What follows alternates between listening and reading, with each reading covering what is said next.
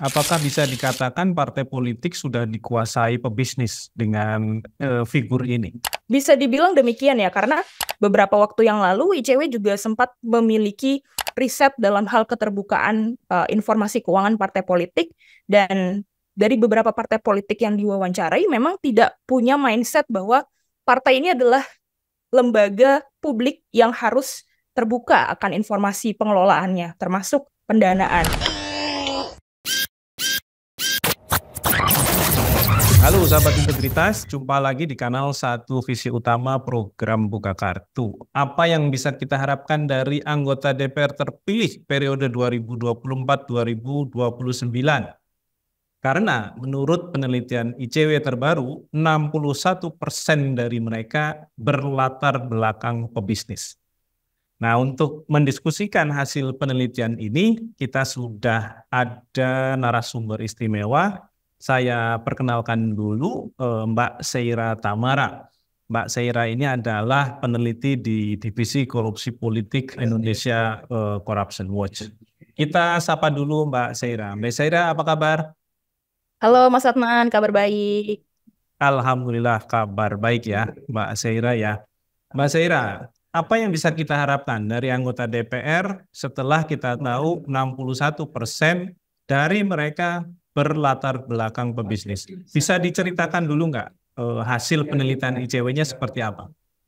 Oke, makasih Mas Adnan dan teman-teman semua. Jadi beberapa waktu lalu pada tanggal 1 Oktober ketika anggota DPR periode 2024 sampai 2029 itu baru saja dilantik, yang jumlahnya sekitar 580 orang, ICW mencoba melakukan penelusuran awal begitu ya terhadap 580 orang tersebut.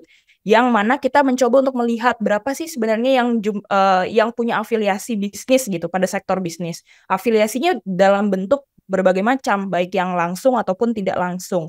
Baik afiliasi berupa kepemilikan saham, ataupun dia berstatus sebagai pendiri, CEO, direktur, komisaris, ataupun berbagai jabatan struktural lain yang berada di sebuah perusahaan begitu ya. Itu kita data, dan ini sifatnya baru penelusuran awal karena sekali lagi jumlahnya sangat banyak, 580-an orang, dan lagi-lagi tantangannya karena informasinya pun sangat terbatas juga begitu ya, dan kalau kita berharap pada deklarasi dari masing-masing anggota DPR secara mandiri juga itu juga tidak banyak dilakukan, dan pada saat kampanye pun juga tidak sepenuhnya CV dari caleg itu ditampilkan begitu. Jadi masih sangat mungkin jumlah realnya itu lebih dari 61% ini yang tadi Mas Adnan sebutkan. Jadi in total penelusuran awal kami menunjukkan ada sekitar 354 dari 580 anggota DPR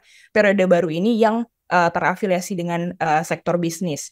Dan kalau misalkan pertanyaannya adalah apa yang bisa kita harapkan dengan hasil yang kita temukan ini, sebenarnya justru mungkin bukan apa yang bisa kita harapkan ya, tapi bagaimana kita bisa jadi lebih waspada gitu ya. Karena kalau misalkan kita mau mengharapkan sesuatu, tentu dengan hasil yang sangat besar dan proses pencariannya yang sangat sulit ini, sekali lagi karena didukung oleh ketertutupan informasi, tentu yang bisa diharapkan adalah kebijakan yang nantinya dibuat bukan berdasarkan atas atau dimotori atas kepentingan bisnis dari anggota legislatif itu sendiri gitu, karena kita tahu mereka punya mandat yang penting, punya fungsi yang juga tidak kalah penting, fungsi pembentukan legislasi, fungsi pengawasan, fungsi penganggaran, yang mana itu semua harus dilandaskan dengan kepentingan publik gitu. Jadi dengan mendominasinya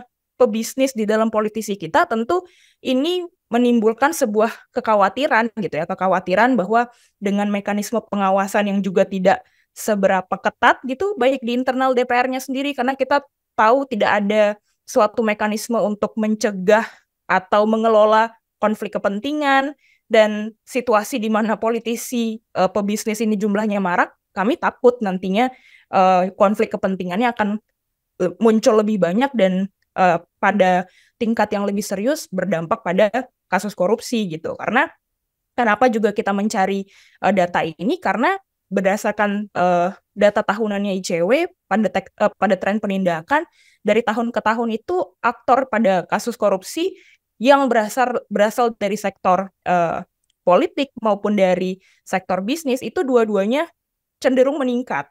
Nah, kekhawatirannya adalah ketika dua peranan ini, dua role ini, baik sebagai politisi dan pebisnis ini melekat dalam satu figur, maka batasannya akan semakin sumir dan abu-abu nih untuk kita bisa mengawasi hal tersebut.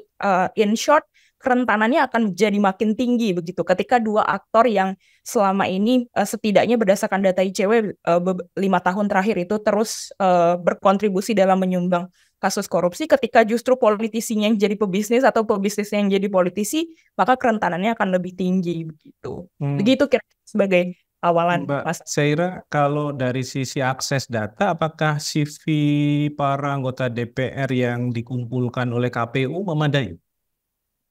Tidak sama sekali gitu, karena tidak semuanya bisa kita akses. Kalau misalkan teman-teman mengetahui informasi tersebut bisa dibuka di info KPU, info pemilu begitu ya, yang disediakan oleh KPU, nyatanya masih banyak calon yang CV-nya tidak bisa dibuka atau tidak bisa ditampilkan, yang mana hal tersebut dilakukan dengan sengaja begitu ya, karena ternyata KPU memfasilitasi bagi caleg apabila mereka tidak mau diketahui CV-nya begitu, tidak mau diketahui, tidak ingin dan tidak bersedia membuka, mereka nanti bisa semacam mencentang gitu ya, kotak tidak persetujuan itu, maka nanti CV-nya tidak bisa ditampilkan oleh KPU dan hanya yang bersedia saja yang ditampilkan, sehingga tentu dengan demikian secara real juga banyak yang memilih untuk tidak menyajikan CV-nya.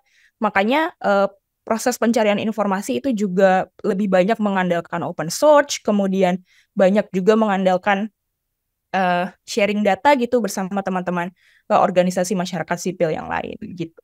Mestinya setelah mereka dilantik itu tidak berlaku lagi dong konsen itu. Iya, seharusnya sih demikian ya. Dan kalau misalkan kita lihat kan sebenarnya di website DPR ketika ada profil masing-masing anggota itu sebenarnya ada daftar riwayat hidupnya. Cuman tidak lengkap satu, dan tidak ada yang bisa menjamin juga bahwa data ini tuh adalah data yang paling baru. Sebagai contoh, terutama misalkan kita melihat anggota legislatif yang dia menjabat itu lebih dari satu periode. Seringkali ketika dia di periode yang baru sekarang, daftar riwayat hidup yang ditampilkan itu sama dengan daftar riwayat hidup yang dulu dia submit pada periode pertama kali dia masuk ke dalam DPR begitu. Sehingga kita juga melihat jadinya kualitas daftar riwayat hidup yang ditampilkan memang benar-benar sebatas untuk pemenuhan kebutuhan administrasi saja gitu, bukan dengan semangat untuk keterbukaan dan ingin memberikan informasi seluas-luasnya kepada para masyarakat gitu, bahwa ini wakil kalian di parlemen dan inilah rekam jejak dia yang pernah dia lakukan, dia di mana dulu bersekolah, dia pernah bekerja pada sektor apa saja, itu kan sebenarnya informasi yang sangat penting ya, bahkan sebelum dia sudah menduduki jabatan tersebut. Tapi ya lagi-lagi penyelenggara pemilu dan kesadaran dari anggota atau calon anggota legislatif yang bersangkutan juga sangat minim untuk bisa memfasilitasi hal tersebut. Mbak Zaira, tadi disebutkan 61% adalah mereka yang punya latar belakang pebisnis baik langsung maupun tidak langsung. Nah, apakah juga teridentifikasi sektor-sektor mana saja yang dominan, yang mungkin nanti juga punya implikasi terhadap kebijakan yang akan diambil oleh anggota DPR atau oleh DPR secara kelembagaan? Ya, mungkin aku bisa sambil share silakan Mbak Zaira, silakan. sedikit bahan ya Mas Adnan dan juga teman-teman. Jadi untuk penelusuran awal ini memang kami mencoba untuk melihat jumlahnya dulu, kemudian sebaran dari sisi provinsi dan juga sumbangan partainya. Dalam arti ini masing-masing partai politik dari total kadernya yang ada di DPR jumlahnya berapa yang kemudian punya afiliasi terhadap sektor bisnis begitu. Ini tadi informasi pertama dan utama di mana 61%-nya punya afiliasi. Kemudian ada informasi yang terkait dengan sebaran per provinsi. Jadi kami tidak mengelompokkannya berdasarkan dapil, tapi agar lebih mudah dilihat dan juga lebih mudah untuk bisa diolah datanya dan diterima juga oleh publik ketika menyimak. Kita membaginya berdasarkan provinsi dan di sini bisa dilihat 3 provinsi teratas gitu dengan jumlah politisi pebisnis yang paling banyak itu ada di Jawa Timur, Jawa lah ya. Jawa Barat, dan Jawa Tengah. Betul, di Pulau Jawa untuk 3. Bahkan 5 teratas itu masih di sekitaran Pulau Jawa. Meskipun mungkin bisnis mereka ada di pulau lain ya. Betul, sangat mungkin hal yang demikian. Kemudian karena di tingkat DPR RI itu ada 8 partai politik yang lolos, kami juga mengkelompokkannya atau mengklasifikasikannya berdasarkan masing-masing partai dan memang hasilnya seluruh partai itu memiliki kader yang terafiliasi dengan sektor bisnis gitu, di mana jumlah paling banyak ada pada Partai Gerindra sebanyak 65 dari 86 anggotanya. Kemudian yang kedua diikuti oleh PDI yaitu sebanyak 63 orang dari 110 kadernya, dan teratas kepada Partai Golkar dengan jumlah sebesar 60 orang dari total 102 kader Golkar yang ada di tingkat DPR. Jadi untuk tahapan awal penelusuran yang dilakukan oleh ICW, kami membedahnya berdasarkan beberapa klasifikasi ini terlebih dahulu, Mas Adnan. Sedangkan untuk sektor lebih lanjutnya, sektor yang terafiliasi dengan para anggota dewan ini ada di sektor bisnis mana saja, itu akan masuk ke dalam pendalaman penelusuran kami begitu. Karena pasca mendiseminasikan hasil ini kemarin juga dirasa banyak masukan yang sangat relevan, seperti kita bisa melihat nanti kalau sudah ditempatkan di komisi dengan bisnisnya di sektor apa, kemudian dia nanti berada di komisi mana, sehingga link atau pola konflik kepentingannya bisa dimitigasi sejak awal gitu. Tapi itu belum muncul pada penelusuran awal ini. Apakah bisa dikatakan partai politik sudah dikuasai pebisnis dengan figur ini, Mbak Sera? Bisa dibilang demikian ya, karena kenapa kita bisa bilang seperti itu? Karena sebenarnya data ini bukan satu-satunya faktor yang mensupport argumentasi tersebut begitu ya. Hal lain kita bisa lihat bahwa praktik pendanaan politik kita juga masih sangat kurang begitu dalam hal transparansi dan keterbukaannya.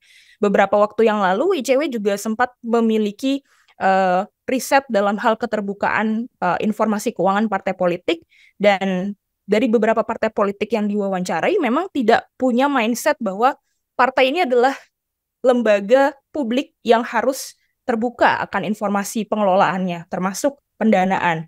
Padahal kalau kita ketahui kan pendanaan partai politik bisa berasal dari internalnya sendiri, bisa berasal dari sumbangan individu lainnya, atau dari badan hukum atau kelompok lain begitu ya. Yang mana dan juga bisa dari bantuan negara begitu, baik APBN dan juga APBD. Ini kan semuanya informasinya penting juga untuk diketahui oleh masyarakat. Tapi yang baru dibuka atau dipertanggungjawabkan secara terbuka dan dipublish di website partai politik itu biasanya hanya yang berasal dari negara.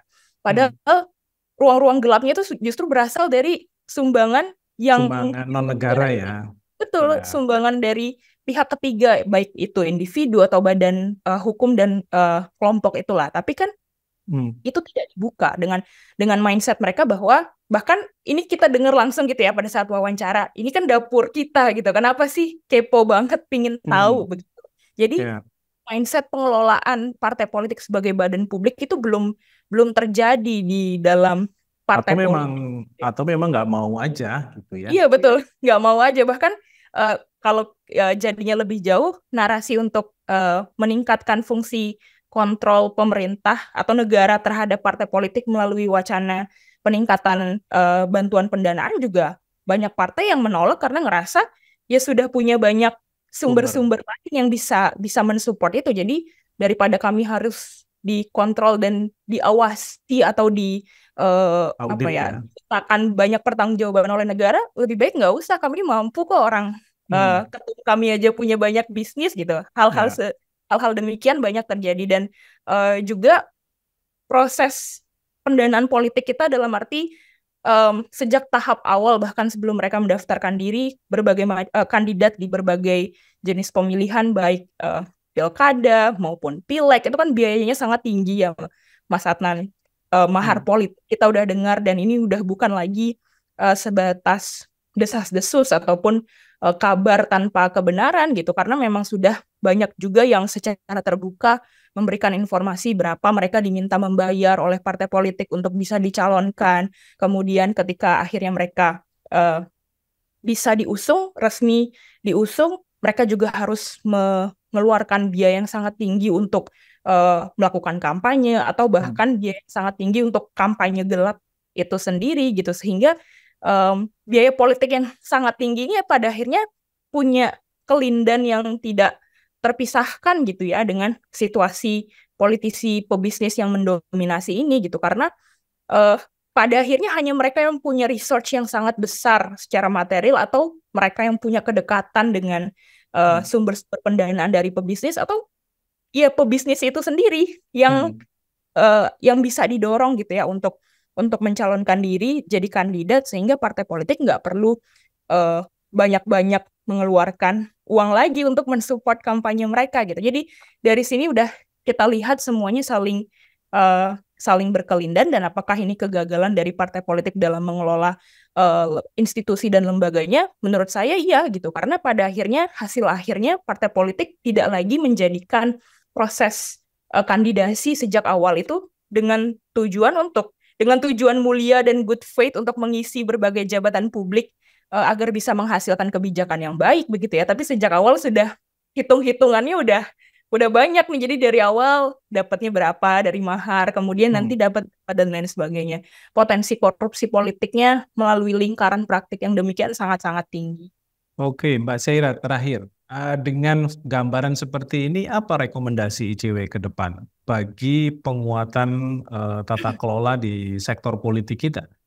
Iya, jadi dari apa yang kami temukan kemarin juga ada beberapa rekomendasi yang kami coba buat gitu. Beberapa di antaranya, yang pertama kami merasa perlu adanya manajemen konflik kepentingan diatur melalui kode etik DPR atau dari awal sekali dari tahapan di internal partai politik. Karena kalau tadi kita sudah diskusikan kondisi politisi pebisnis ini kira-kira muaranya pada apa sih? Itu kan mengarah kepada konflik kepentingan, tapi belum ada mekanisme pengaturan konflik kepentingan di DPR itu di kode etiknya belum ada begitu. Sama juga dengan di internal partai politik, kami waktu itu sempat melakukan pengecekan terhadap AD/ART dari partai politik yang ada di tingkat DPP untuk periode sebelumnya, yang mana berarti itu tidak jauh berbeda dengan yang sekarang. Itu mereka tidak ada yang mengatur mekanisme konflik kepentingan di internal partai. Kemudian menurut kami penting juga supaya kelembagaan partai politik ini diperkuat melalui proses demokratisasi, proses kaderisasi, dan juga independensi pendanaan dari yang tadi kita sempat singgung sebelumnya, dan bagaimana skema pendanaan politik ini harus diperbaiki. Jadi mulai dari undang-undangnya itu sendiri harus memuat ketentuan yang jauh lebih progresif, jangan hanya mewajibkan partai politik untuk mempublish sumber dana yang berasal dari negara, karena kita tahu sendiri sudah diatur dalam undang-undang saja belum tentu mereka lakukan, apalagi itu tidak diatur gitu ya. Mereka merasa tidak ada keharusan untuk bisa dilaksanakan begitu. Dan kemudian perlu juga untuk kita mendorong lahirnya undang-undang atau paket regulasi yang memang secara komprehensif bisa menangani konflik kepentingan pada jabatan publik gitu, karena kita belum punya saat ini regulasi yang spesifik terhadap hal tersebut. Dan terakhir, tentu untuk mengajak sebanyak-banyaknya masyarakat dari berbagai elemen, baik itu organisasi masyarakat sipil, kemudian mahasiswa, dan lain sebagainya, untuk sama-sama kita melakukan pengawasan begitu terhadap anggota DPR begitu ya, yang sudah mengisi, nantinya sudah diplotkan akan ditempatkan pada komisi mana untuk melihat apakah ada kecenderungan atau ada indikasi pola kepentingan nih terhadap bisnis yang dia miliki dengan penempatan komisi yang mereka nanti dapatkan. Memang akan ada banyak tantangan begitu ya, karena sekali lagi informasinya tidak semuanya bisa kita dapatkan dengan mudah, tapi kalau kita bareng-bareng dan bisa melibatkan berbagai elemen publik tadi yang tersebar di berbagai wilayah, mungkin itu akan lebih maksimal prosesnya karena kita bisa dapat informasi yang mungkin kita nggak pernah dengar itu di tingkat Jakarta gitu ya. Misalkan ternyata anggota DPR ini walaupun tingkat dia menjabatnya di tingkat nasional, dia punya jabatannya di daerah lain yang itu adalah kampung halamannya atau domisilinya begitu. Jadi penting untuk mengawasi itu secara bersama-sama sih, Mas Adnan. Oke, dan ini menjadi lebih berat karena kalau PDIP bergabung dengan pemerintahan Prabowo, praktis 100% kursi di DPR itu adalah perwakilan dari koalisi pemerintah ya. Betul. Oke. Mbak Zaira, terima kasih untuk catatannya, hasil penelitiannya sudah di-share, sahabat integritas. Demikian bincang kita dengan Mbak Zaira Tamara dari ICW. Jika sahabat integritas tertarik, silakan cek juga laporan lengkapnya di kanal atau di websitenya ICW di www.antikorupsi.org. Di sana akan ada semacam petunjuk kemana teman-teman semua hendak mendownload atau mengakses laporan itu. Kita ketemu lagi di lain waktu. Sampai jumpa.